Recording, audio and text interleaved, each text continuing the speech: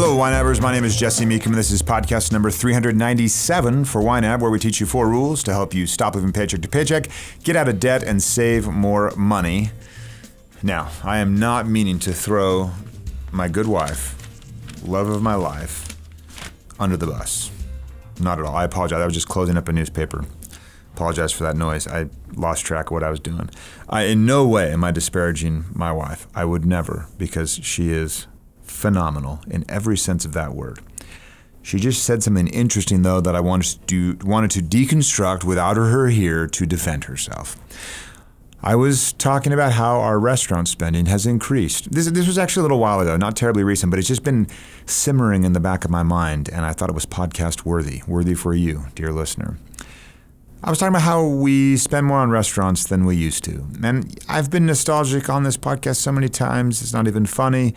But, you go back to the good old days where you bought that Little Caesars pizza, and that was your once a month restaurant budget was $5 plus tax. And the pizza was delicious. And now I'm too good for Little Caesars. And something about that makes me ashamed. So not only am I too good for Little Caesars, but Chili's, I used to love that place. No. Applebee's, don't even get me started. No, not going there. I don't want to disparage all kinds of places, but let's just be honest. The food is just not that good. Yet, we're spending more, I think, because of the convenience.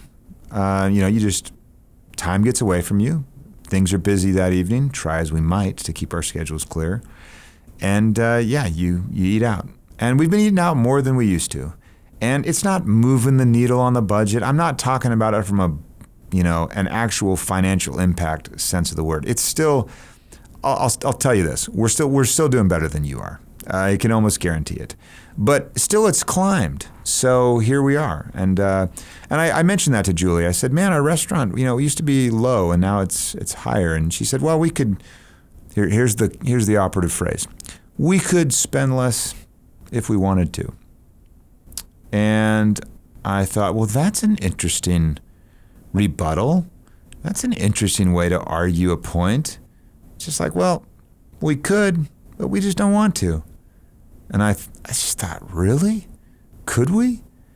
That's an easy way to kind of squirm out of an issue a little bit.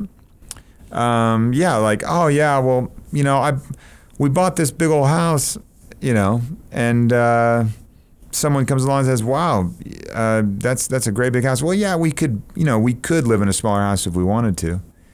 Well, yeah, of course you could. I mean, we tested that actually. One of my long desired tests was to live in an apartment with all of my kids and see if any of them survived. And they all did.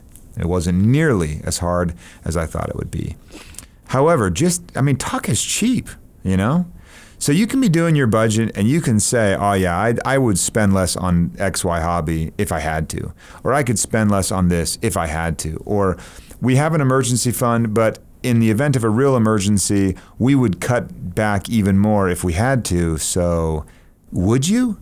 Could you drive less, I'm air quoting, less of a car if you had to? Could you eat out never if you had to? Could you only cook from home if you had to? Could you immediately up your savings rate into your retirement, never to touch it until you're 59 and a half, all the way up to 20% if you had to? You probably could. And I just think this is an interesting question. So if you had to, could you do that thing? And I think just saying the words, I don't know how strong they are. I think you actually have to draw a line in the sand. To my good wife's credit, I told her, I said, well, would you be interested in seeing if we really could cut our restaurant spending to zero for, let's say, 60 days?